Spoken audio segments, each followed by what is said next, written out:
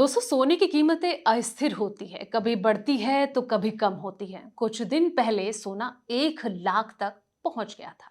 अब दामों में थोड़ी कमी देखने को मिल रही है। मतलब गोल्ड की कीमतों में उतार चढ़ाव बना रहता है, क्योंकि सोने के दाम, मुद्रा स्थिति, जियोपॉलिटिकल टेंशन हो गया, आरबीआई के द्वारा लिए गए जो फैसले हैं उन पर ये निर्भर करते हैं। क्योंकि सोने को प्रॉपर्टी माना जाता है, एक अच्छा जरिया भी होता है इनकम सोर्स का, इसलिए इस पर लोन भी मिल जाता है।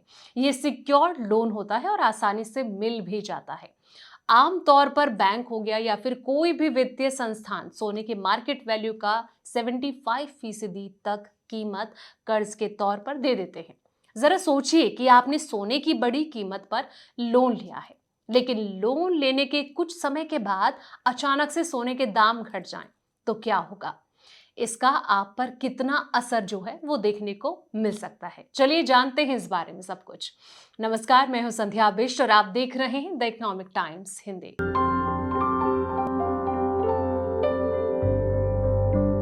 सोने की कीमतों में उतार चढ़ाव का उधारकर्ता पर सीधा असर पड़ता है। सोने की कीमतें बढ़ने पर गिरवी रखे गए सोने का मूल्य बढ़ जाता है, जिससे कि उधारकर्ताओं को अधिक राशि लोन के तौर पर मिल जाती है।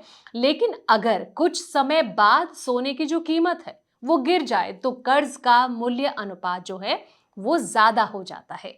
ऐसे में लोन लेने वाले ग्राहकों को इसका रीपेमेंट करने में परेशानी हो सकती है। इसी स्थिति में कई बार बैंक या फिर अन्य वित्तीय संस्थान उधारकर्ता से भारी ब्याज वसूल सकते हैं, या फिर लोन टू वैल्यू अनुपात को बनाए रखने के लिए अतिरिक्त सोना जो है वो गिरवी रखने के लिए कह सकते हैं।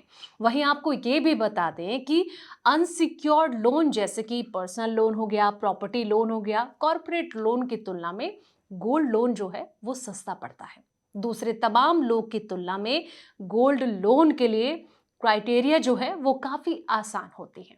क्रेडिट स्कोर वगैरह इसमें बहुत मायने जो है वो नहीं रखती है, क्योंकि आपको लोन की राशि आपके गोल्ड के मूल्य के हिसाब से ही दी जाती है।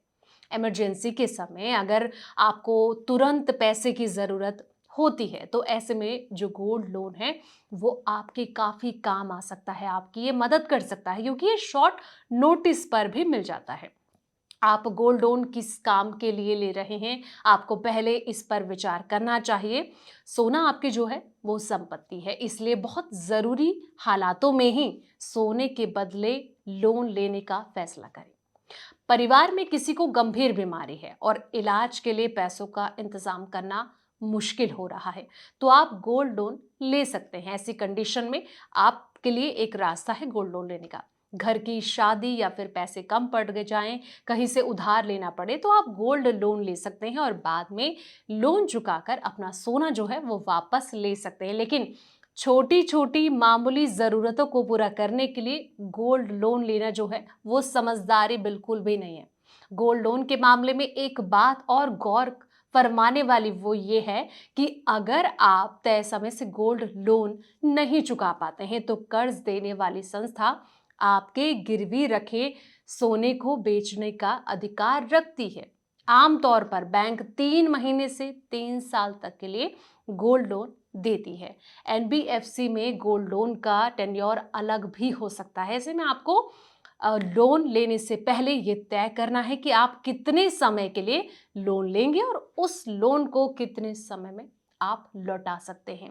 इन सब बातों का आपको विशेष ध्यान रखना है। अगर समय रहते आपके लोन नहीं चुकाया गया है, तो आपका जो सोना है वो आप गंवा सकते हैं।